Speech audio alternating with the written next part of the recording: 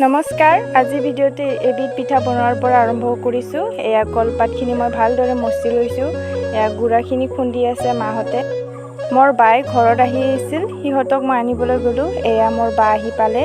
এইজনীয়ে হ'ল মোৰ বা আৰু এইজনীয়ে হ'ল মোৰ ভাগিন। বেগটো খুব ডাঙৰ নহয়, সেইবাবে মোক মাতি পঠালে আনিবলৈ। গুড়াখিনিকৈ এতিয়া ভাজিবলৈ আৰম্ভ কৰিলে আৰু অলপ পিছতে গুড়াখিনি ভাজাও হৈ গ'ল। এয়া আমি তেতিয়ালৈকে কলৰ বাকলিখিনি গুচাই ল'ম। এয়া পিটিকি ল'ব লাগিব। তাৰপিছত এয়া গুড়া ভাজাখিনি আমি মিক্স কৰিব লাগিব। এয়া নাৰিকল চৌকাখিনিকো দি দিলোঁ। নিমখো অকণমান দিয়া হৈছিল, কিন্তু ভিডিঅ' কৰা নহ'ল। এয়া এতিয়া ৰেডি পেকিং কৰিবৰ কাৰণে কলপাতত আৰু কঁকালত বান্ধি দিব লাগিব। সেইবাবে এই পিঠাটোৰ নাম হ'ল কঁকাল বান্ধা পিঠা।